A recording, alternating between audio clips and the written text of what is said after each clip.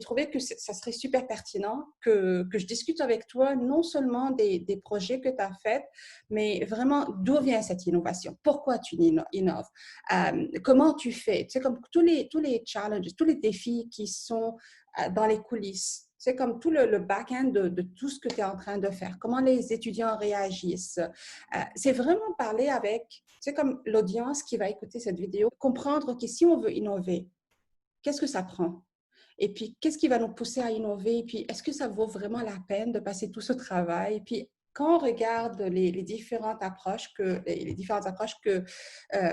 tu prends, on voit qu'il y a vraiment de l'accompagnement avec les étudiants. Tu es présent sur différentes plateformes. Alors, c'est du travail. Comment tu décris ce travail-là? C'est vraiment cette compréhension qui pourrait aider d'autres personnes, d'autres collègues qui ont envie d'innover, mais qui ont peut-être peur, ou bien qui ne savent pas comment commencer, ou bien qui ne savent pas comment vraiment gérer la logistique de ce travail-là. Comment ils pourront faire pour commencer cette démarche d'innovation?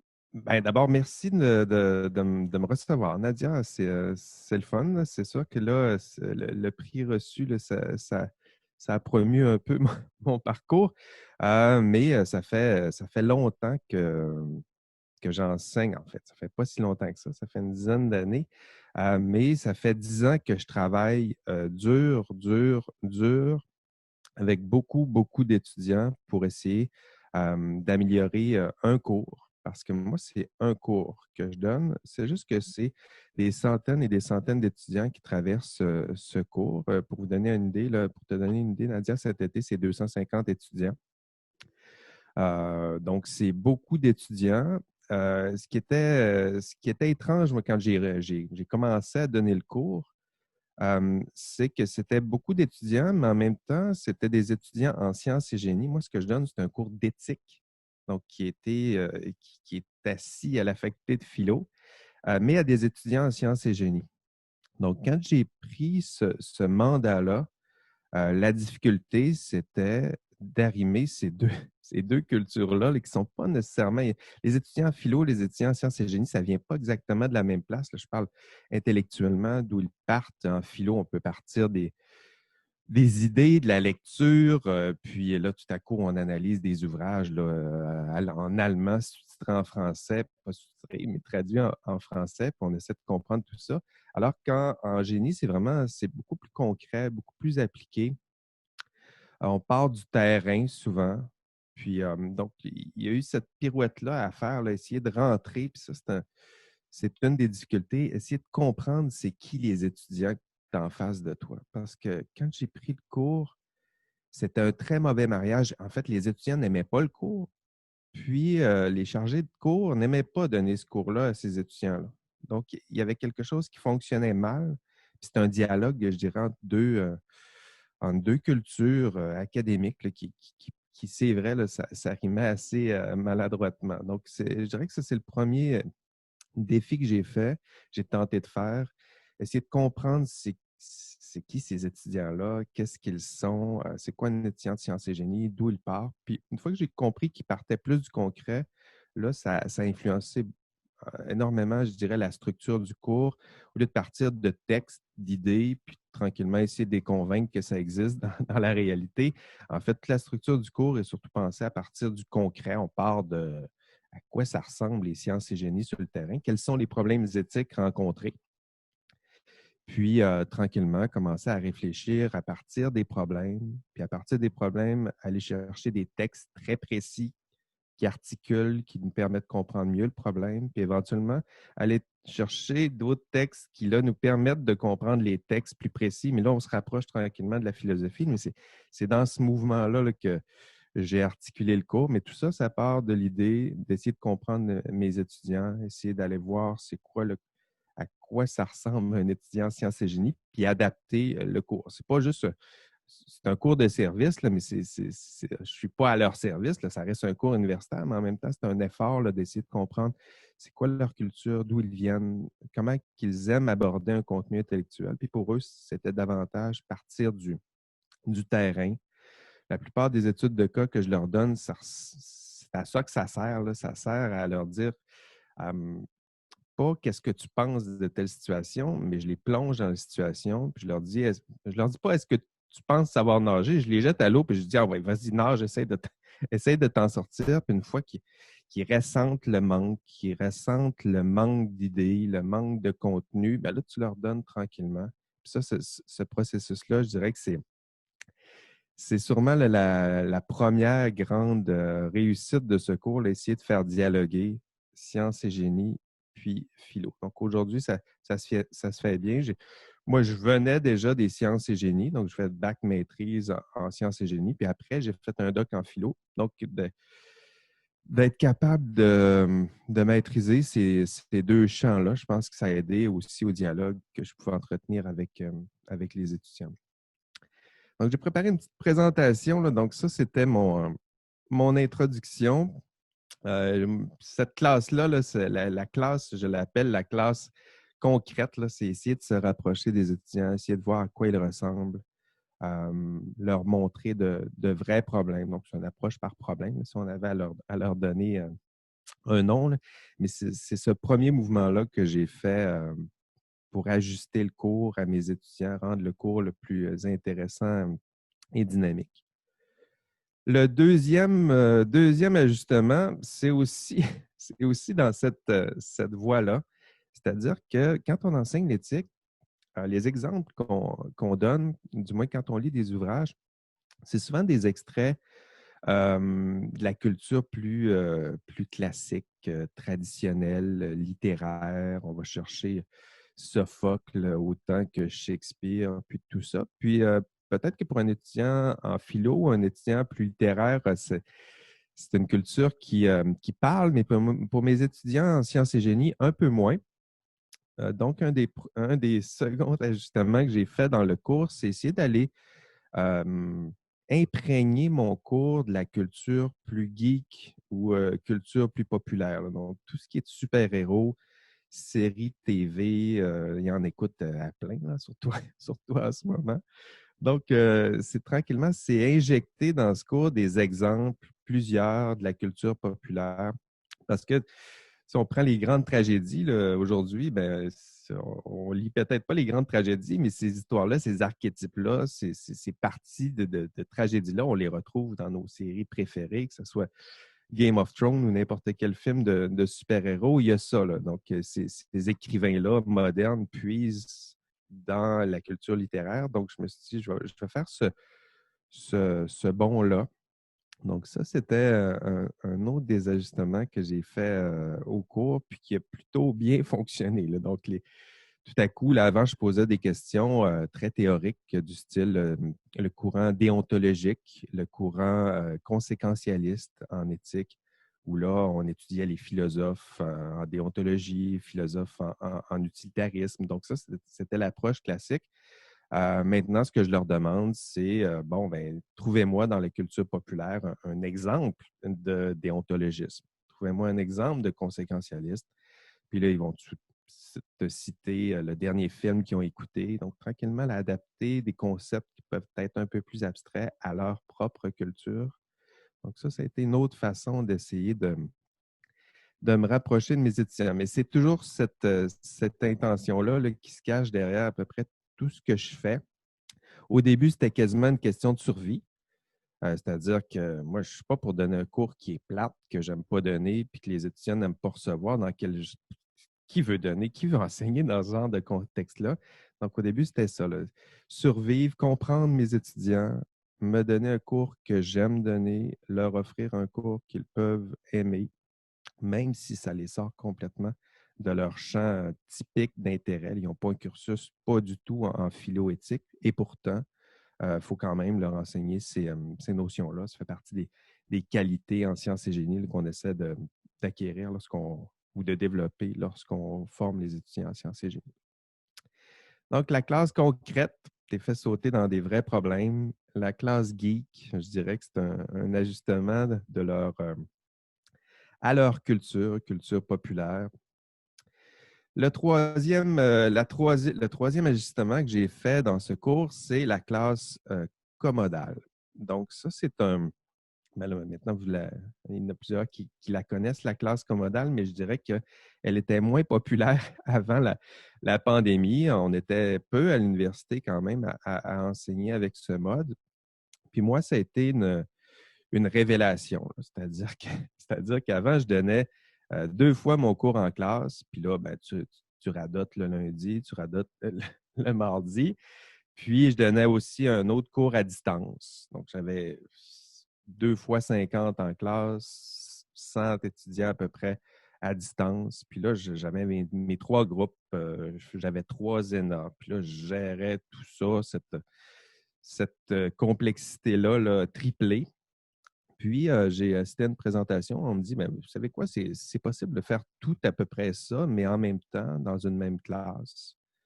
Puis, ça peut paraître intimidant. Puis c'est sûr qu'il y a eu plusieurs ajustements importants, puis des ajustements aussi importants à faire dans ma façon de donner le cours.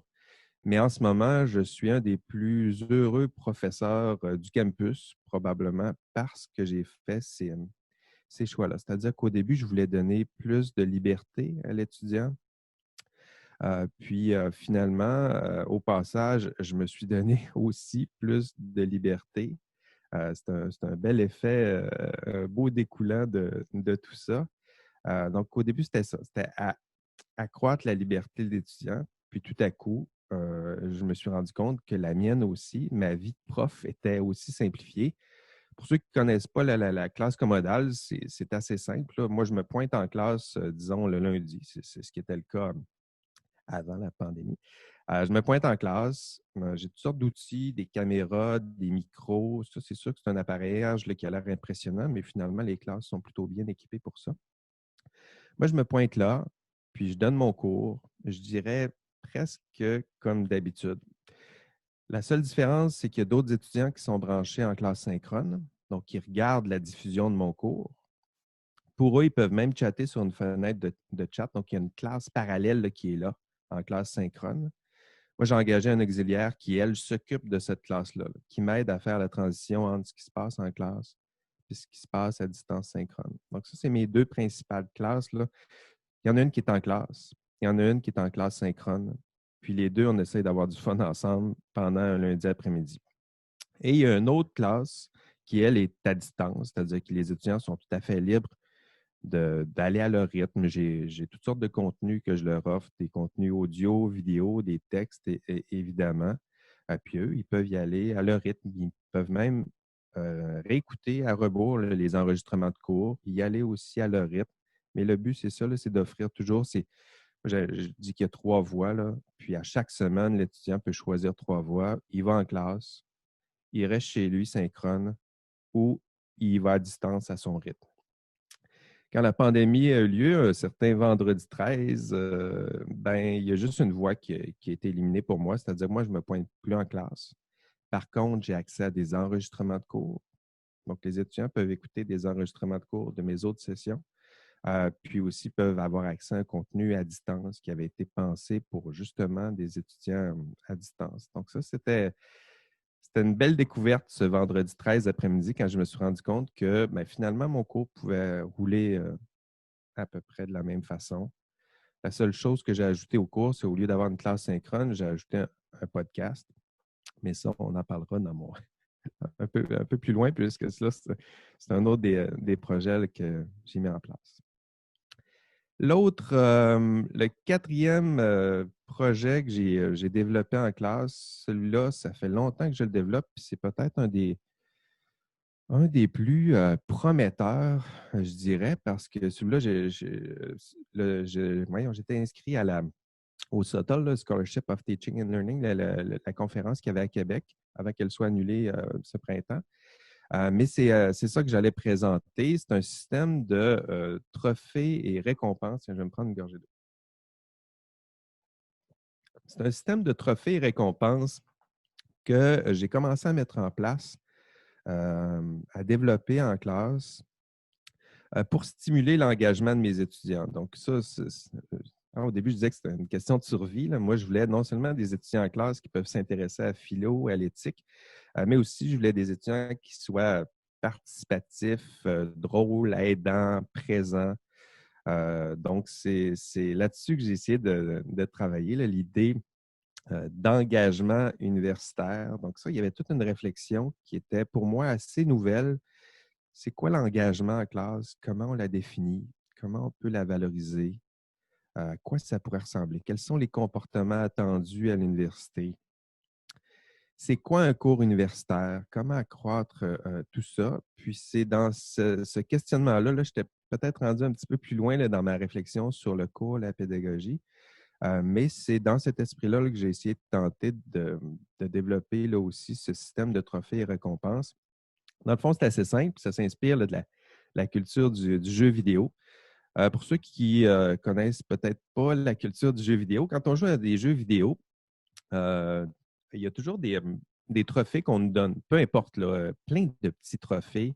À la limite, tu te dis pourquoi ils me donnent tous ces trophées-là, mais à la fin, c'est intéressant. À toutes les fois que je sais pas, tu ouvres ton jeu, tu le mets dans la vidéo, puis là, tu as un trophée. Ah, déjà. Puis là, tu joues, puis après un premier tableau, ben, tu as un trophée. Puis après que tu aies vaincu un premier monstre, ben, tu as un autre trophée. Puis cette accumulation des trophées-là, au début, je me disais, mais à quoi ça sert? Mais en même temps, il y a d'autres trophées d'exploration. Tu as une carte. Si tu prends le chemin tout droit, ben, tu as un trophée parce que tu as vaincu le boss. Mais si tu décides d'explorer l'ensemble du contenu, tu as toutes sortes de petits trophées que tu peux aller chercher à droite. Puis ces trophées-là servent plutôt à valoriser l'exploration d'un contenu qui est là. Ici, c'est pour le joueur. Mais vous voyez un petit peu le parallèle que j'ai fait avec le cours universitaire. Donc, c'était l'idée de valoriser des comportements qui sont plus difficiles à valoriser à l'université. À l'université, on valorise évidemment l'excellence, la réussite, la mémoire, le travail. Donc, ça, tout ça, c'est là, c'est présent, puis on donne des points. Hein. Valoriser, c'est pas juste dire bravo, c'est bon, mais on donne des points. Mais il y a toutes sortes d'autres comportements qu'on souhaite, me semble-t-il, en tout cas moi, que je souhaite dans ma classe. Sinon, ma classe est plate. Là. S'ils sont juste là pour retenir ce que je dis, ou moi, je serais. J'avais un prof, mon vieux prof de conique, qui disait c'est pas des cruches là, que tu remplis d'eau. Là. Hein? Puis on n'évalue pas la qualité de la cruche à la quantité d'eau qu'elle peut contenir. Ça ne fonctionne pas. Un prof, c'est d'autres choses. Une classe universitaire, c'est d'autres choses. Un cours universitaire, c'est d'autres choses. Puis il y a d'autres comportements qu'on peut valoriser. La création, donc un étudiant qui s'exprime en classe, c'est intéressant, qui lève la main, qui participe sur les forums de discussion, qui partagent moi, il y a des étudiants qui me partagent des schémas. Ils résument schématiquement des parties de cours, qui vont me faire des dessins pour illustrer, qui vont me partager des mimes là, qu'on trouve sur Internet, qui font des liens entre des mimes puis la culture, euh, le contenu de cours plutôt. Donc, l'idée de création des étudiants qui sont créatifs, qui sont curieux. Donc, ça, c'est la première catégorie de trophées et récompenses. Je leur donne toutes sortes de petits trophées et récompenses. À la fin, ça peut leur permettre d'aller chercher 5 points bonus maximum. Mais là, il faut les faire travailler fort. C'est-à-dire qu'avant d'avoir un point de bonus, parce que tu es créatif, il faut que tu sois créatif. Puis là, je prends en note chaque petite contribution. Donc, s'exprimer, explorer. Donc, les étudiants qui sont curieux, qui font des recherches, qui font des recherches par eux-mêmes euh, sur le contenu de cours, qui se mettent à chercher des articles pertinents qui enrichissent le contenu de cours. Ça aussi, c'est un volet qui est récompensé. Évidemment, il y a un volet classique là, de compétition, ceux qui réussissent le mieux, ceux qui ont les meilleures notes, ceux qui participent les premiers dans des forums de discussion, ceux qui réussissent parfaitement une série de questionnaires. Donc, ça, c'est une autre série de trophées. Ceux qui collaborent. Donc, ça aussi, c'est un comportement qui me semble-t-il qu'on se doit de valoriser à l'université. Des étudiants qui aident leurs proches, qui aident, qui participent dans les travaux d'équipe, qui aident les autres à améliorer leurs travaux, qui aident le prof. Il y a des étudiants qui essayent de m'aider à améliorer mon contenu, qui m'aident à corriger certaines fautes ici et là. Mais il y a des trophées, là, ils participent, ils t'aident, ils aident à améliorer ton contenu, pourquoi pas. Et le cinquième volet, on parle toujours d'engagement. C'est quoi l'engagement des étudiants? Le cinquième volet, c'est celui d'identification. Donc ça, c'est un volet qui est intéressant. C'est que l'étudiant en 19-23 ans, c'est une personnalité qui est pas tout à fait fini. Hein. Ils se recherchent encore, ils tentent d'affirmer leur personnalité, ils tentent d'affirmer ce qu'ils sont. Puis ça, avec mon système de trophées, je me sers des tableaux, des meneurs là, pour que les étudiants s'associent à un type de personnalité. Il y a des étudiants qui gonflent le torse quand ils sont les premiers de classe, mais il y en a d'autres qui vont gonfler le torse quand ils sont les premiers dans la catégorie aide, collaboration. Il y en a d'autres qui sont plus dans la catégorie création, humour, puis ils veulent s'affirmer de cette façon-là. Donc ça, c'est l'autre volet de l'engagement que j'ai tenté d'adapter à ce système de trophées.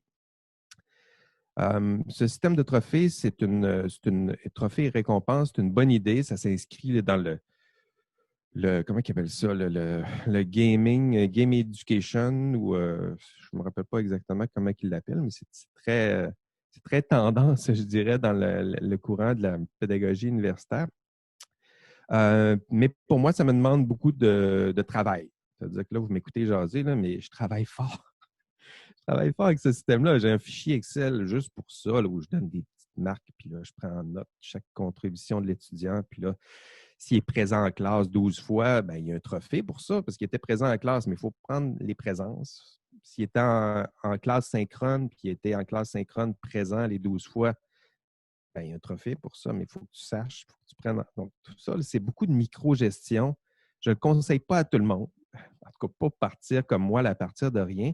C'est un projet que j'ai proposé à l'université, au service des technos ici, des techno-informatiques à l'université. Puis eux ont décidé de prendre le relais là, en m'aidant à automatiser.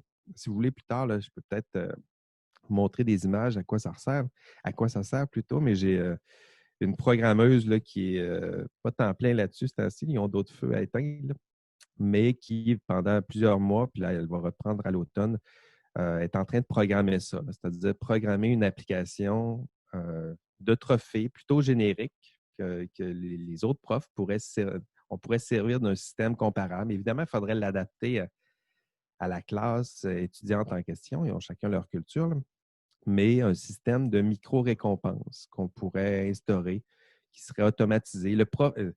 Un des trophées que j'aimerais voir, c'est quand un étudiant ouvre son plan de cours, j'aimerais ça lui donner un trophée puis que ça soit automatique. Parce qu'on veut tout le temps que l'étudiant ouvre son plan de cours, mais est-ce qu'il a au moins cliqué sur le document en question? Est-ce que l'étudiant s'est branché 100 fois à l'ENA pendant la session?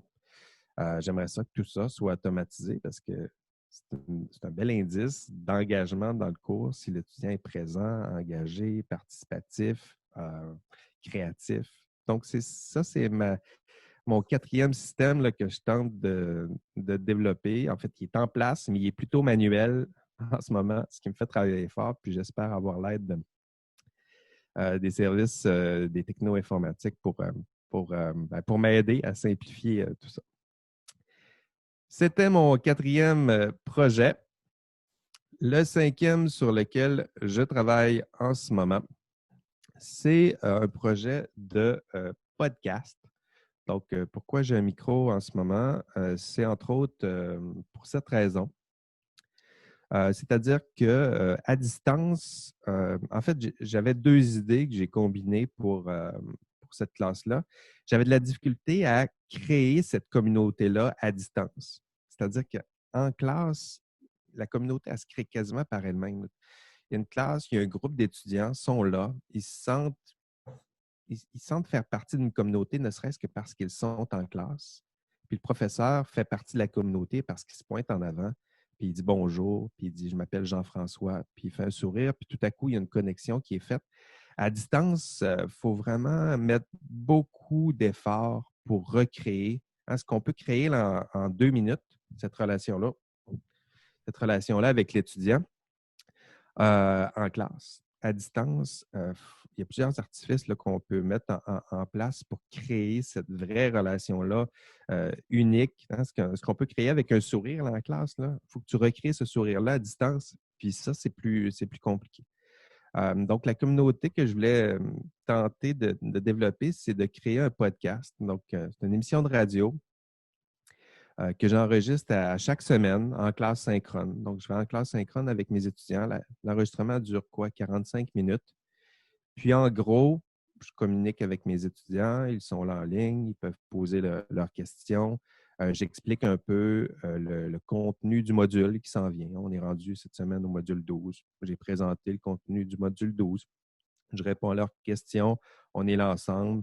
C'est sûr que sur 250, il n'y a pas 250 étudiants qui se pointent là. Cette semaine, il y en avait 50. Puis, c'est un beau noyau dur qui, là, hein, tu crées une petite communauté qui, elle, on l'espère, là, la rumeur va se répandre. Puis, il y a d'autres, ces personnes-là ont d'autres amis. Puis, il y a une communauté qui peut se créer tranquillement à travers ce qui est un podcast. Les podcasts, pour ceux qui ne connaissent pas, c'est des enregistrements. On les publie sur Internet. Il y a des hébergeurs là, on peut juste déposer les enregistrements sur ces hébergeurs, puis eux, ils vont les pousser là, vers les Apple Podcasts, Google Podcasts, puis ce genre d'applications-là. Donc, ceux qui ne pouvaient pas être en classe, ben, ils peuvent télécharger ce podcast-là, puis pendant leur transport, pendant leur petite marche là, du matin ou transport en commun, en auto. Habituellement, ça dure 30-45 minutes, ce genre de transport-là. Donc, ils peuvent écouter l'introduction au cours, moi qui leur parle. L'audio, là, c'est un média qu'on néglige, là, mais pour passer un contenu intellectuel, pour créer une relation, c'est intéressant. C'est moins compliqué que la vidéo. Tu le sais, Nadia, là, tu vas avoir à faire du montage. Là, plus compliqué. Dès qu'on se met à jouer un peu là-dessus, c'est vraiment compliqué. Alors qu'à l'audio, on chuchote directement dans les oreilles des étudiants. Il y a une proximité qui est là, qui est plus simple. Puis pour le monter, ben, avec un petit logiciel, on enlève les petits bouts qui ne nous plaisent pas, puis voilà, c'est réglé. Donc ça, c'était mon podcast. Mon premier auditoire, c'est cibler cette communauté-là, la créer, une petite communauté en classe. Puis ce que je voulais faire aussi avec ce podcast-là, c'est lier cette petite communauté avec mes anciens étudiants.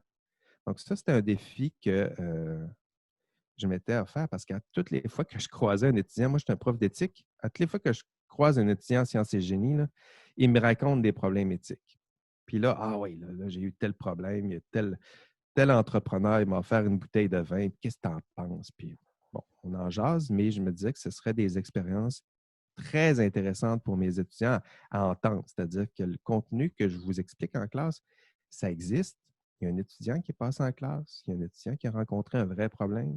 Maintenant, il va vous expliquer quel lien il fait entre le contenu de cours, le problème rencontré, les pistes de solutions que lui, il a trouvées. Donc ça, c'est des rencontres que je fais avec mes étudiants aussi. Je les reçois à mon bureau. Alors, on a des discussions. Puis ce que je souhaite faire, c'est élargir tranquillement. Donc, créer ma petite communauté en classe, puis tranquillement lier cette communauté-là à des étudiants qui exercent déjà la profession. Puis une fois que l'étudiant sort de la classe, il est déjà abonné au podcast, il va entendre d'autres étudiants comme lui qui rencontrent des problèmes. Ces pistes de solutions-là peuvent l'aider. Puis tranquillement élargir cette petite communauté-là là, qui dépasserait mon 250 étudiants en classe. Là, tranquillement, ce serait plus. À la fin, après 10 ans, c'est des milliers d'étudiants qu'on peut aller chercher, rejoindre. Ils ont des enjeux, des problèmes qui se ressemblent. Donc, pour eux, là, de créer cette petite communauté-là, ça peut être là aussi intéressant. Donc, c'est les 5 petits projets que j'ai. J'en ai d'autres, mais là, je vais me, je vais, je vais me garder une petite gêne là, parce que sinon, ben, je vois que je parle beaucoup, mais c'est ce qui m'intéresse. En fait, j'ai toujours voulu qu'un cours, en fait, là, en ce moment, j'ai 3 garçons. Il y en a un qui vient de rentrer à Concordia l'année passée. Puis, ça me frappait à quel point un étudiant qui arrive à l'université, ses attentes sont élevées. C'est tellement beau pour eux, un cours universitaire. Puis des fois, j'en vois des cours universitaires, puis je me dis, pauvre eux, je ne sais pas comment ils vont prendre ça, mais c'est loin. On est loin de cet idéal-là. Tu sais, moi, j'ai des idéaux élevés, puis un cours universitaire, ça devrait être intellectuellement, humainement, pédagogiquement, ça devrait être l'expérience d'une vie intellectuellement. Si on n'est pas capable de leur offrir cette expérience-là. Mais ça, c'est les idéaux. Mais disant ça, là, je suis bien au courant qu'on est vraiment loin et je me considère aussi vraiment très loin de cet idéal-là. Mais il faut travailler fort. Puis pour y travailler fort, il faut au moins reconnaître nos failles, nos manques. Si on veut, en fait, le pire prof, je dirais, c'est celui qui pense qu'il est bon à ce moment-là. Euh, Lui, il n'y aura pas grand-chose là, pour lui montrer à améliorer ses cours. Mais si vous ressentez le manque, vous vous sentez à bout de ressources, à bout d'aide, à bout d'outils, ben, je dirais que c'est quasiment un bon signe. C'est-à-dire que vous allez vous mettre à chercher de l'aide. Il y a des ressources extraordinaires à l'université. Il faut juste aller les chercher, aller chercher de la formation. On n'est pas formé. On n'est pas formé comme prof. Donc, il faut accepter le manque, qu'on n'est pas très bon, surtout au début. Puis, il faut aller se chercher des ressources, de l'aide pour justement essayer d'atteindre ces idéaux-là. Réservez-vous du temps, mais ça va vous prendre du temps. C'est-à-dire qu'il faut absolument, c'est pas parce qu'ils sont à distance qu'il y aura moins de temps investi qu'en classe. Il y en a plusieurs que, là, je suis un peu content là, qu'à ce moment, tout le monde soit pris avec des cours à distance parce que moi, toutes les fois je disais, je donne un cours à distance, la plupart disaient, ah ouais, tu mets des vidéos, puis tu leur dis de lire des textes. Ben, tu peux l'essayer, mais ça ne marchera pas. Ça prend du temps. C'est juste ça, là. Donc, ça prend. Prenez-vous une petite plage horaire, là, puis on la bloque. Puis ça, c'est du temps que je vais donner à mes étudiants. La préparation d'un cours, là, il y en a plein qui vont le donner à l'automne. Ça va prendre du temps à le préparer parce qu'un cours à distance, il faut que ça soit extrêmement bien organisé. Hein, il n'y a pas de place pour le petit jazz en classe. Hein. En classe, là, on arrive, on a un petit canevas, puis là, on se laisse aller, puis là, il y a des questions, puis effectivement, ça réoriente, puis y a-t-il des évaluations? Je ne m'en souviens plus, mais là, l'étudiant vient de me poser, ah oui, c'est vrai, il y a une évaluation, puis là, ça oriente un petit peu le contenu. À distance, il faut que tout soit organisé. Hein, les objectifs de module, tout ça, là, si le prof ne l'a jamais fait, cet exercice-là, là, à distance, il n'y aura pas le choix. Chaque module doit être organisé, chaque objectif doit avoir du sens, chaque évaluation doit être liée à un objectif. Puis, tranquillement, je vais aider mes étudiants à atteindre ces objectifs avec des évaluations euh, formatives plutôt. Et à la fin, bien, je vais vérifier avec une évaluation sommative s'ils ont atteint ces objectifs. Mais tout ça, là, c'est du jargon de pédagogie, là, mais s'ils ne l'ont pas fait, ça ne fonctionnera pas. Donc, ça prend du temps. Réservez-vous du temps. Donnez du temps. Il y en a plusieurs qui disent que quand j'ai gagné le prix, qu'est-ce que tu fais? Bien, je leur donne du temps. Je réponds à mes courriels, tiens. Je réponds à mes courriels. Les étudiants se plaignent. J'écris un prof, il ne répond pas à mes courriels. Comment c'est possible aujourd'hui? Ah, un étudiant est prêt à attendre. Là. Si vous lui dites désolé, je n'ai pas le temps, je te réponds dans 2 semaines, il va comprendre que vous êtes occupé. Mais de ne pas leur répondre, ben, qui accepterait d'être ignoré aujourd'hui dans notre société? Là? Non, non. J'existe, montre-moi que tu existes. Tu as du temps, tu n'as pas de temps, je le comprends. Non, il y a un temps qui est prévu pour répondre, mais il y a du temps. Il y a du temps, du temps, du temps. Il y a un courriel qui rentre. Des courriels, j'en reçois des centaines par jour. Là. Puis il faut les traiter, il faut les organiser, il faut prévoir du temps pour répondre aux courriels. Mais ça, c'est du temps, du temps. Donc, pour ceux qui pensent que tout à coup, la formule à distance, ben, on pourra s'en sortir avec un canevas qui est assez fermé, puis tout à coup, je suis tranquille pendant les 3-4 prochaines années, ça ne fonctionnera pas. Ça ne fonctionnera pas. Donc, ça, c'est le premier conseil que je dirais, là. Donner, donner du temps à vos étudiants. Puis une fois que vous aurez le temps nécessaire pour travailler, prévoir le cours, organiser le cours, bien, à ce moment-là, ce sera plus simple de, de, de mettre en... Une fois que c'est bien organisé, bien schématisé, bien, à ce moment-là, organiser le contenu, ça devient plus simple, plus logique. Mais tout ça, ça nécessite des ressources. Et si vous manquez de temps, bien, engagez du monde pour répondre à vos courriels ou engager du monde pour vous libérer du temps. Mais à la fin, là, moi, mes étudiants, à la fin, avant, là, je le donnais en classe, puis à distance, là, mes étudiants à distance, je consacrais peut-être 3 fois plus de temps à eux. C'est pas compliqué. En classe, je le disais tout à l'heure, je me pointe, Je leur donne un petit sourire, je fais une petite blague, puis la connexion se fait. À distance, qu'est-ce que vous allez faire pour créer cette relation-là? Qu'est-ce que vous allez faire? Alors, envoyez un courriel générique, général, envoyé à tous, puis dites faites ci, faites ça, faites ça. Bien, il n'y a pas de relation. Là. Il y a une transmission d'informations, mais ça pourrait être un robot. Comment créer cette relation-là? À distance, c'est quasiment des relations à un. Il y a des artifices là, pour les rejoindre. Puis un podcast, c'est un peu ça. Là. Tu peux les rejoindre directement chacun dans leurs oreilles, mais un grand groupe en même temps. Mais il faut mettre en place des outils. Sinon, il n'y a pas vraiment de communauté, il n'y a pas vraiment de relation entre le prof et les étudiants. Ça, c'est ça qui est intéressant pour les profs. Ils le savent comment créer une relation avec les étudiants. Les bons profs, là, ils vont être super bons à distance. Tout ce qu'ils ont à faire, là, c'est une question de traduction. Qu'est-ce que je fais en classe? Qu'est-ce que je ne peux plus faire à distance? Mais qu'est-ce que je ferais à distance pour faire ce que je faisais bien en classe? Cette transition-là, ça demande du temps, ça demande de l'énergie, ça demande de l'aide, ça demande de l'encadrement, ça demande tout ça, mais ça se fait. Les bons profs, là, gageons que les bons profs en classe vont être bons à distance. Il y a une transition, mais les mauvais profs en classe, c'est sûr qu'ils ne seront pas bons à distance. Ça, c'est sûr. Mais les bons, il y a quelque chose de petit peu paniquant avec la technologie, mais faites-vous accompagner. En classe, j'expliquais ma classe commodale. Si vous n'êtes pas bon avec les technologies, ben, engagez un auxiliaire là, qui peut se déranger, puis vous donnez votre cours en classe, puis ça va très bien se faire. Mais c'est ça, ça demande du temps, des ressources, de l'aide, mais ça se fait. Oui, absolument. Je suis d'accord avec toi. Moi, j'enseigne avec la formation comodale aussi. Puis, je, euh, je suis accusée de répondre aussi à mes étudiants un peu rapidement. Moi, j'utilise les médias sociaux. J'ai toujours Oui. utilisé les médias sociaux depuis 2013.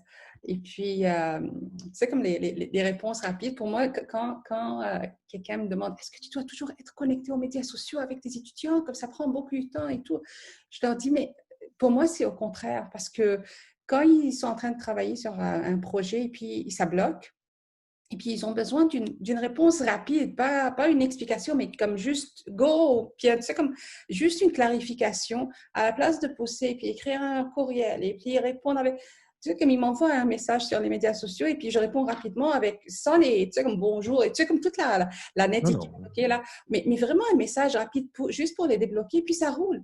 Et puis, pour moi, ça gagne beaucoup de temps à la place d'avoir des choses, des lacunes qui vont après, tu sais, comme causer plus de problèmes. Oui, ça va s'envenimer.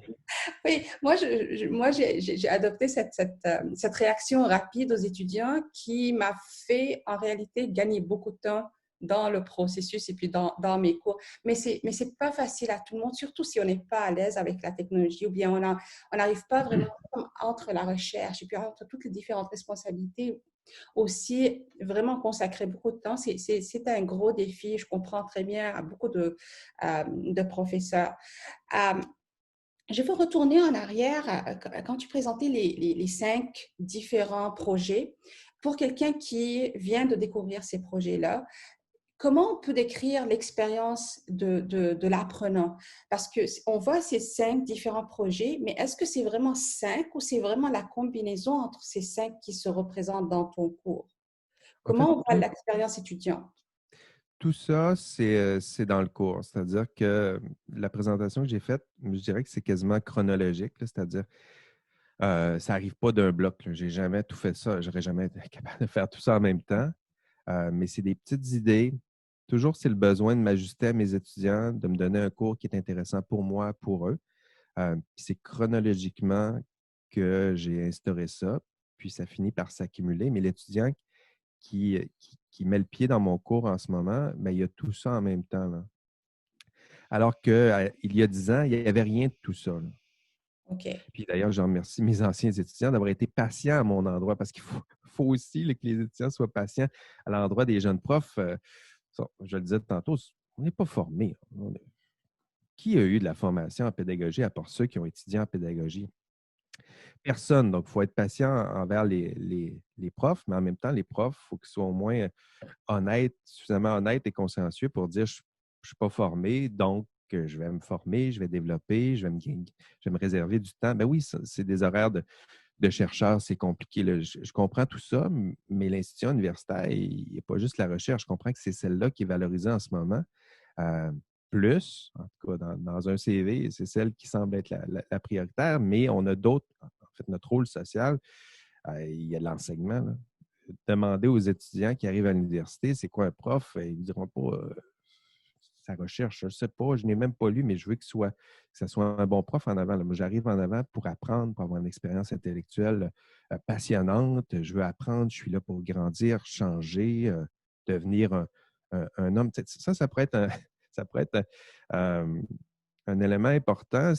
Je pense qu'il faut rassurer les étudiants. Là. Donc, comme prof, c'est important que le cours soit organisé, mais c'est important de rassurer les étudiants. Je me rappelle, les étudiants en sciences et génie sont assez performants quand ils arrivent face à un cours d'éthique. C'est plus la peur que d'autres choses. C'est-à-dire que c'est quoi cette babette-là? Est-ce que je vais couler pour la première fois un cours dans ma vie parce que je ne comprends rien à l'éthique? Donc, il y a besoin de les rassurer. Puis là, pour les rassurer, mais là, il faut que tu leur dises, mais mon cours est organisé. Puis il y a des objectifs. Puis en plus, ces objectifs-là sont atteignables. C'est pas, moi, je me rappelle, j'avais déjà suivi un cours. Il fallait que je saisisse la pensée de Platon. Là. Comment je peux saisir une pensée d'un philosophe que. Bon, c'est un objectif. C'est intéressant. Est-ce qu'il est atteignable? En tout cas, je ne l'ai pas encore atteint. Là. Puis, je suis un prof de philo depuis plusieurs années. Donc, avoir des objectifs qui sont atteignables, tu leur dis, ben oui, ils sont atteignables, puis voici ce que vous devez faire, puis voici comment vous allez les atteindre. Puis, donc, ça, il y a quelque chose de rassurant.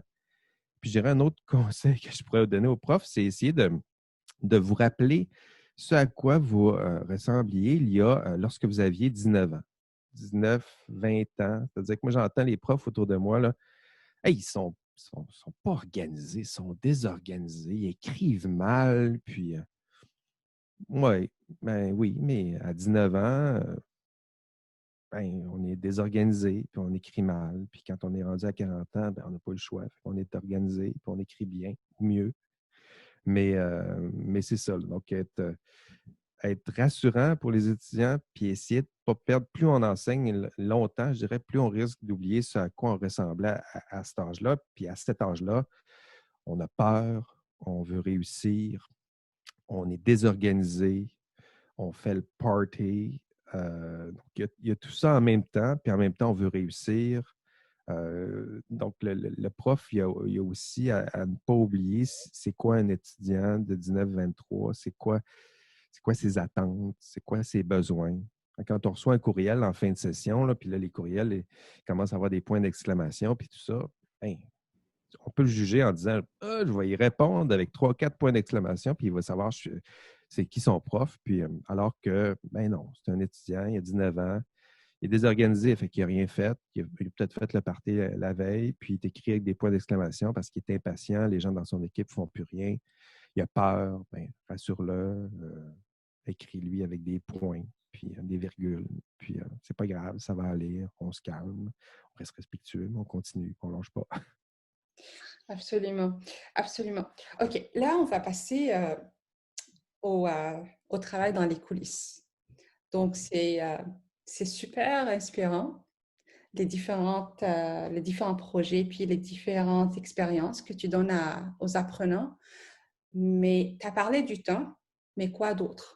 Comme par exemple, surtout, là, tu as dit que tu pouvais partager les exemples de l'application, bien des exemples de ton spreadsheet avec comment Avec tu as fait les trophées, les trophées. Puis, donc, tout le travail du back-end. Qu'est-ce que tu peux partager avec nous pour que les gens puissent avoir une idée, qu'est-ce que ça prend, tout ça? on est en train de développer cette application-là. C'est-à-dire qu'avant, moi, c'était compliqué.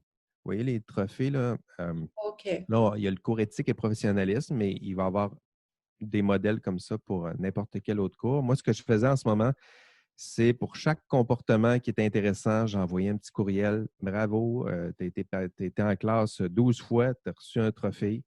Bravo, je sais pas, tu as fait une communication qui fait rire la classe ou tu as participé, tu n'arrêtes pas de poser des questions en classe. Ah, j'ai reconnu ça.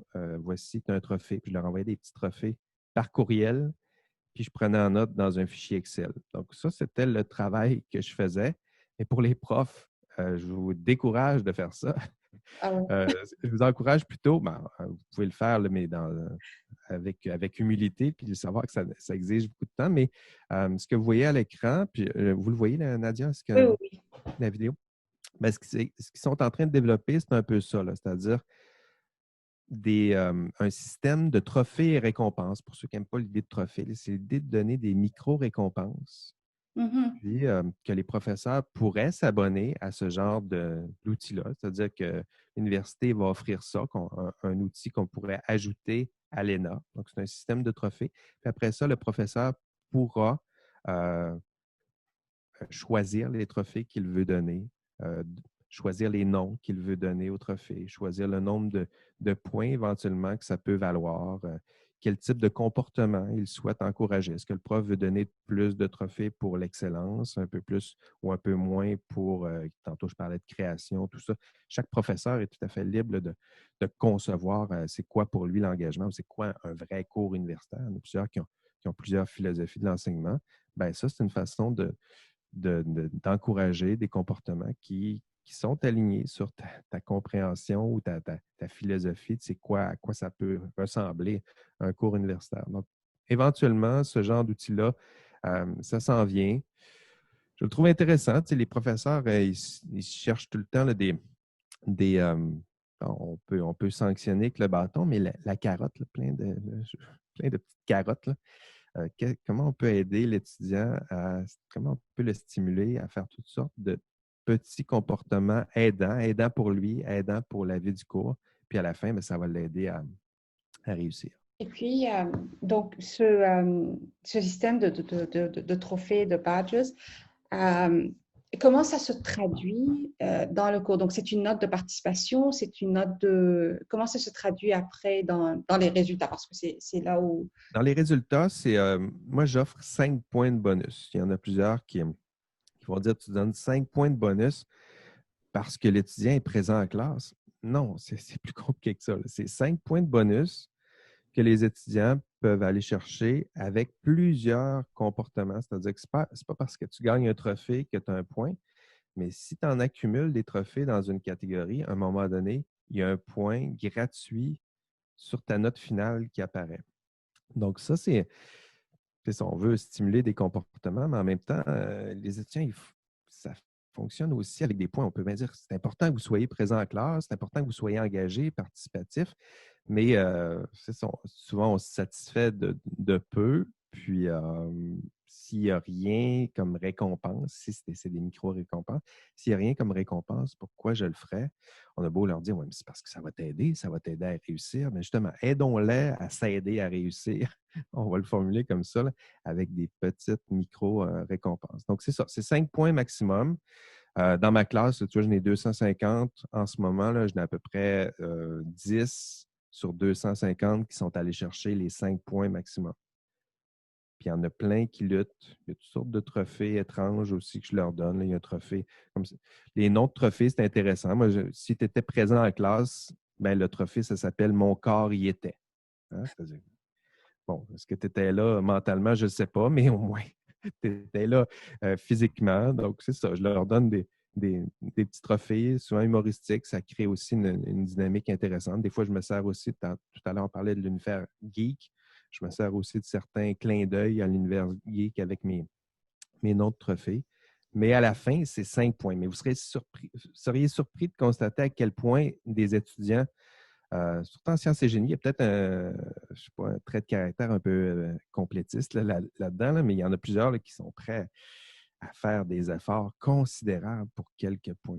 Comme j'ai un trophée pour s'ils réussissent 12 questionnaires parfaitement, ben, c'est des exercices formatifs, mais là, il y en a qui travaillent fort pour essayer d'aller chercher ce petit point potentiel-là. Puis c'est pas juste en réussissant ça, c'est plusieurs réussites cumulées qui vont leur donner ce petit point-là supplémentaire. Il y en a plusieurs. Il y en a même qui me demandent la liste des trophées, mais c'est une liste qui est non officielle. Mais si un étudiant est assez fou pour vouloir aller chercher tous les trophées, ben, s'il en fait la demande explicite, je lui donne la liste, mais c'est ça. Il y a même des trophées cachés aussi, là, s'ils apparaissent nulle part, mais des fois, je m'en sers pour Ouais. valoriser un comportement. Comme il y a un étudiant cette année qui m'a surpris. en contexte de pandémie, il m'a dit, moi, je lui ai donné plusieurs trophées, puis à un moment donné, il y avait un point, il dit, mon point, j'aimerais ça le donner à un autre étudiant qui a des difficultés en ce moment. Puis, donc, Wow! je lui ai donné un trophée supplémentaire pour ce genre de comportement. Je trouvais c'était vraiment attentionné de sa part, très sensible à ce qui se passe. Puis, voyant bon, les trophées, ça l'intéressait, mais en même temps, l'idée de point, là, il voulait le donner à quelqu'un d'autre. Donc, c'est ça. C'est un comportement inattendu. Puis, il y a eu un trophée caché. En fait. Il n'était pas caché, il n'existait pas. Puis, je lui ai inventé un petit nom de trophée là, pour au moins souligner ce geste-là. J'ai une question concernant les personnes qui suivent le cours d'une façon asynchrone. Donc, ils n'ont pas accès à le trophée, par exemple, de mon corps est là, ou bien de la présence, ou bien qu'est-ce que tu fais Non. avec ces gens-là pour s'assurer que c'est pas parce qu'ils ont pris un choix que tu as présenté qu'ils vont être pénalisés? Oui, c'est ça. Donc, eux, il faut aussi, c'est ça, là, il y a des trophées qui leur sont réservés. Par exemple, si je les ai jamais vus en classe, mais je vois qu'ils ont été présents en classe synchrone, mais il y a un trophée qui est réservé à ceux qui sont en classe synchrone. Ceux qui n'ont jamais été présents en classe ni en classe synchrone, bien là, je vais regarder le nombre de branchements à l'ENA. Donc, eux autres, ils vont avoir accès à des trophées. S'ils se sont branchés plus de 200 fois à l'ENA, il y a un trophée. J'ai des forums de discussion. S'ils ont participé, s'ils ont lu plus de 300 contributions à des forums, il y a un trophée. S'ils ont participé plus de 10 fois à des forums en classe, il y a un trophée qui est associé à ça. Donc, c'est sûr qu'il faut penser à chaque type d'étudiant. Il y a des étudiants qui mélangent tout ça. Des fois, ils sont en classe, des fois, ils sont en synchrone, des fois, ils ne sont pas là, puis ils font ça en synchrone. Il y en a, il y a des profils d'étudiants qui seront là, qui ne seront jamais là en classe, qui vont y aller à leur rythme parce que peut-être qu'ils ont des stages, tout ça. Donc, il faut penser, en tout cas, moi, j'essaie de penser aussi à valoriser des comportements aidants qui les aident, euh, qui démontrent qu'ils sont engagés, mais à leur manière. Souvent, c'est via les forums de discussion. Je me sers souvent de cet outil-là, mais il y a les outils aussi, les statistiques qu'on peut aller chercher. On a accès à toutes sortes de statistiques, là, les statistiques de branchement, statistiques de participation. Il y a les indices de réussite aussi, on peut s'en servir. Donc, je me sers de ça. Mais c'est sûr que les étudiants asynchrones ou des étudiants qui ne sont jamais en classe, il faut leur réserver des trophées. Il faut leur réserver aussi du contenu qui est destiné spécifiquement à ce genre d'étudiants-là qui n'ont jamais eu accès au contenu plus vulgarisé en classe. Donc, c'est ça. C'est une des difficultés du cours commodal, d'essayer de penser à chaque profil d'étudiant, y penser à chaque module, mais y penser aussi au long cours. Et puis, concernant l'évaluation, ça, c'est un autre défi qu'on trouve concernant comme quand on enseigne à distance et puis surtout maintenant avec la pandémie où tu sais, comme on avait plein de personnes qui enseignaient en classe à face avec de gros examens qui sont comme, tu sais, comme avec un gros pourcentage. Comment tu fais avec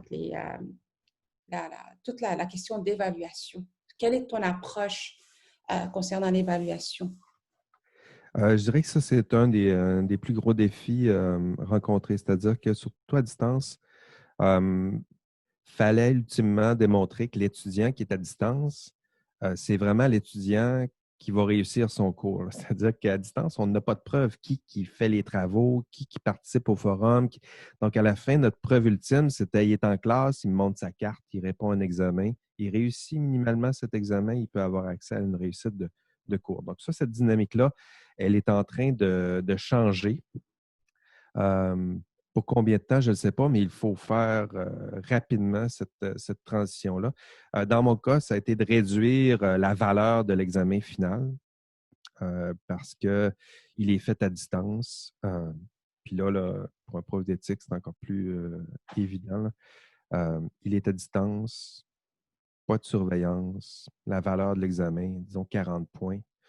Pas de surveillance, ça vaut beaucoup de points. Peu pourront être sanctionnés, détectés. Qu'est-ce que vous pensez qui va arriver? C'est une pression. En fait, c'est accroître la pression à la triche. On met ça sur les épaules des étudiants. Puis après ça, on dit, triche pas, mon grand. C'est tentant. Hein? Puis en tant qu'institution, il faut réduire cette tentation-là au minimum. Puis je pense qu'en multipliant le nombre d'évaluations, en réduisant le nombre de points accordés à une seule évaluation, les évaluations en équipe aussi, c'est intéressant, c'est-à-dire qu'il y a une surveillance aussi par les pairs. Donc, mes travaux sont toujours à distance, mais en équipe. Donc, ça me permet de détecter aussi entre eux, de se mettre à 5-6 puis fomenter un projet de triche dans un cours. Ça demande un caractère evil un peu plus accru qu'à l'habitude, là. Donc, la surveillance par les pairs, c'est intéressant. Donc, c'est ça, réduire le point. Penser à un examen aussi où c'est compliqué de tricher. Donc, c'est sûr que les examens à choix de réponse ou les examens où la réponse est exactement dans le contenu pareil. Je l'ai faite là, à la dernière session, il y avait une question où je posais une question que typiquement je demandais pendant un examen en classe. Puis le défi, c'était plus un défi de mémorisation, mais là, il y en a plusieurs qui je leur disais, trichez pas, vous n'avez pas le droit à vos notes de cours, mais il y en a un, entre autres, que j'ai pincé. Il est allé chercher ses notes de cours, il a fait copier-coller dans l'examen. Puis ça, ben, je lui en voulais un peu, puis il s'en voulait un peu, mais je m'en voulais un peu aussi de l'avoir mis face à cette tentation-là. Donc, désormais, mes questions, c'est jamais ça, là. Tu peux jamais aller chercher. C'est sûr que pour un prof d'éthique, c'est peut-être plus simple, là, parce que les questions c'est ça, on peut jongler là, c'est pas toujours évident. C'est-à-dire que moi, ce que j'essaie de faire dans mes questions, surtout les questions en développement, aller chercher un contenu théorique, puis demander à l'étudiant de faire un lien entre le contenu théorique puis un contenu individuel, pratique, personnel. Donc là, ça l'oblige à, s'il veut vraiment aller tricher, peut-être, mais en même temps, il ne peut pas se contenter de juste faire copier-coller. Il faut qu'il fasse copier, intégrer à ce que je suis, à ce que je pense, à ce que j'ai fait, à ce que j'ai dit. Puis là, on s'éloigne de tout ça. J'ai écouté aussi des podcasts là-dessus. Moi, j'écoute un podcast, peut-être que ça peut intéresser ceux qui vont regarder la vidéo. Ça s'appelle Teaching in Higher Ed, comme teaching, l'enseignement aux enseignements universitaires. Higher Ed. Donc, c'est sûr, il y a plein de thèmes comme ça. Puis en ce moment, eux autres aussi sont en pandémie. Puis ils reçoivent des experts qui donnent des trucs, des ressources pour nous aider à concevoir des évaluations qui sont pertinentes à distance dans un contexte où on ne peut pas voir les étudiants. Donc, on a tous le même genre de défi. Donc, d'avoir accès à des communautés. D'ailleurs, Nadia, j'en profite pour te le dire. Là, éventuellement, à l'Université Laval, il n'y a pas de podcast qui ressemble à ça en français, hein. Donc, si un jour tu veux développer ça, moi, je serais intéressé, entre autres, là, si quelqu'un écoute la vidéo en ce moment, c'est parce que ça l'intéresse suffisamment pour ça. Tous ceux qui s'intéressent à la pédagogie universitaire ou aux défis du quotidien, je comprends que des vidéos comme ça, c'est intéressant, mais de créer un podcast pour les raisons que j'invoquais un peu plus tôt, là, de créer un podcast à ce propos, donc parler par petite capsule audio de c'est quoi les défis, rencontrer un professeur, c'est quoi les défis rencontrés, un peu ce que tu fais maintenant en vidéo, là, mais traduire ça en podcast, il y aurait une belle communauté. La francophonie, il y en a beaucoup des enseignants là, à l'universitaire, là. Puis il y en a beaucoup qui cherchent des ressources, de l'aide, pas juste des formations universitaires où on doit se pointer là ou en Zoom. Là, on fait juste des Zooms en ce moment. Là. Et l'audio, ce serait un moyen intéressant d'aller les rejoindre. Absolument. Absolument. Et puis, c'est beaucoup plus rapide, plus accessible. Et puis, je suis 100% d'accord avec toi. Absolument. Imaginons, là, on va prendre une marche. Là. Moi, je suis rendu à adapter une marche quasiment tous les jours, là. Une demi-heure de marche, disons. Puis pendant cette marche-là, ben, j'écoute mon podcast Ouais. sur l'enseignement universitaire. Je ne suis pas formé, puis ça me permet de me former tranquillement à l'aide de profs qui ont rencontré les mêmes problèmes que moi, qui ont trouvé des solutions. Peut-être que ces solutions peuvent être adaptées à mon cours. Puis tranquillement, ben, on enrichit non seulement les outils dont on dispose, mais on enrichit aussi notre communauté. Parce que ce genre de discussions-là, je les ai souvent autour de la machine à café, là, mais on est souvent 2-3 autour de la machine à café. Si on pouvait élargir cette machine à café-là, ce serait intéressant. Absolument. Et surtout, durant ce moment-là où on est tous en train de faire la transformation de toute l'approche qu'on prend. Je vais te poser une dernière question qui a un rapport avec aussi un gros challenge que tout le monde est en train de faire face auquel on est en train de faire face, et puis c'est l'équité. Comment tu t'assures d'assurer l'équité dans tes cours concernant pour les étudiants? L'équité, qu'est-ce que tu entends par équité? Là, tu reconnais mon... Quand on parle d'équité, on parle de comment s'assurer que la différente base d'étudiants qu'on a, peu importe leur situation, ils vont tous pouvoir réussir. On les amène tous, d'une certaine façon, à assurer et puis à atteindre les objectifs d'apprentissage du cours. Alors, et puis on parle beaucoup de la différence entre équité et puis égalité, c'est ça. Donc, si on donne la même recette à tout le monde, ça ne veut pas dire qu'on est en train d'aider tout le monde à atteindre. C'est vraiment la personnalisation du support qu'on donne à nos étudiants pour qu'ils puissent arriver là où on veut qu'ils arrivent. Donc, dans ton cours, quels sont les différents éléments? Là, je parlais du podcast, mais quels sont les différents éléments que tu t'assures qu'ils sont là pour assurer un minimum au moins d'équité concernant les étudiants? J'aurais plusieurs exemples à donner, mais je pense que le geste d'équité le plus... il y a les mesures d'accommodement, évidemment, là, mais la mesure d'équité, moi, que je trouve la plus importante, c'est essayer d'identifier les étudiants qui ont le plus de problèmes à distance. Ça se voit, ça s'identifie quand même assez vite là, avec les outils statistiques. Un étudiant, après 3 semaines, qui ne s'est pas branché à l'ENA, c'est possible de le savoir. On va voir dans les statistiques du cours, puis tu mets en ordre. Donc, systématiquement, je dirais, toutes les 2 semaines, je regarde là, ceux qui ont des statistiques qui sont très basses, puis je leur écris en leur disant je vous le dis, mais vous le savez déjà, vos statistiques démontrent que votre cours, vous avez pris un certain retard, puis ça risque éventuellement d'être difficile à rattraper. Est-ce que je peux vous aider? Donc, comment je peux vous aider dans ce contexte-là? Puis vous seriez surprise de voir combien de personnes me répondent. C'est-à-dire que c'est souvent ça. Ils cherchent de l'aide. Il y a des choses qu'on peut leur offrir, mais d'autres mais au moins une oreille attentive de dire, vous savez, votre prof, il voit là, que vous avez de la misère, puis votre prof, il est prêt à vous aider. Puis ça, je pense qu'on parlait de réserver du temps. Réserver du temps aux étudiants qui sont les plus dans le besoin. Puis ça, à distance, c'est quelque chose qui est plus facile à identifier. L'étudiant en classe qui n'est jamais là, il est dur à identifier parce qu'il n'est jamais là. À moins de prendre les présences, on ne le saura jamais. On dit ça va bien dans ce cours-là, tout le monde est participatif, ouais, mais il y en a un qui n'est pas là, qui est peut-être en dépression chez eux. Donc, à distance, ça se voit. Donc, il y a un suivi qui est peut-être plus serré. Puis identifier, oui, les étudiants, tout à l'heure, je parlais de mon système de trophée. C'est facile d'identifier les étudiants qui, après 3 semaines, ils vont réussir leur cours. Là. On le voit facilement. Mais ceux qui s'en vont vers un échec, il faut rapidement les identifier. On a les outils pour ça. Leur offrir de l'aide. Je ne peux pas faire le cours à leur place, mais au moins leur dire qu'est-ce que je peux faire. Si c'est dépression, tout ça, mais leur offrir, il y a de l'aide à l'université. Là.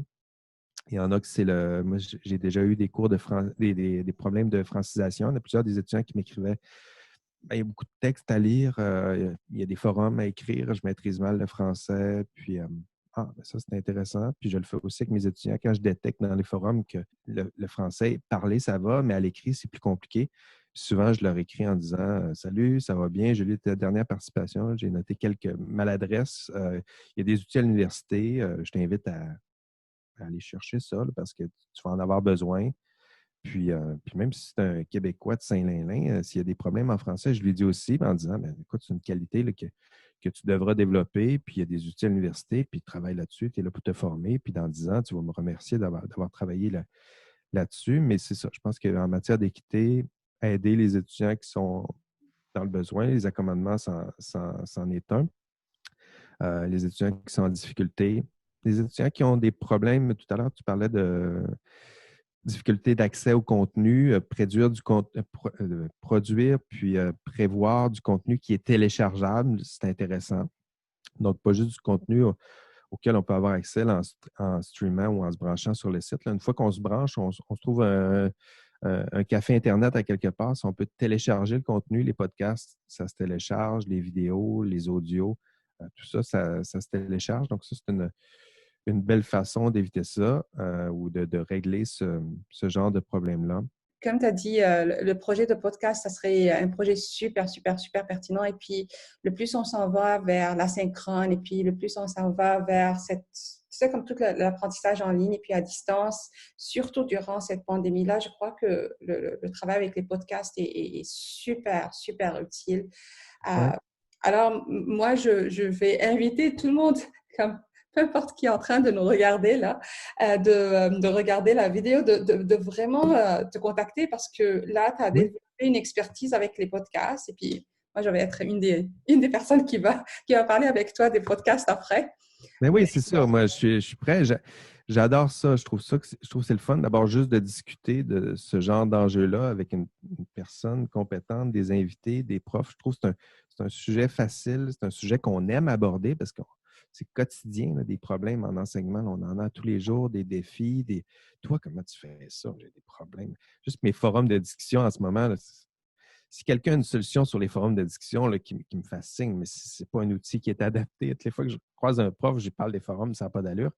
Mais c'est ça, ce genre de petite communauté-là, ça aide entre nous, discuter, entendre d'autres problèmes, entendre des pistes de solutions. C'est sûr qu'il y a quelque chose à faire. Dans mon cours, c'est ça, je m'en sers au début de mon cours. Au lieu de faire encore mon cours, ça fait plusieurs fois que je le donne. Là. Je ne me mettrai pas devant un Zoom comme ça à parler pendant 3 heures, à dire quelque chose que j'ai déjà radoté en classe. Mais je vous dis, allez voir le cours en classe. Il est pertinent, je l'ai donné, puis je l'ai bien donné, puis allez voir, c'est bon. Mais en même temps, aujourd'hui, je vais juste être là, je réponds à vos questions, puis je vous prépare un peu au contenu que vous allez voir, tel texte que vous devez lire, puis tranquillement, on crée cette relation-là.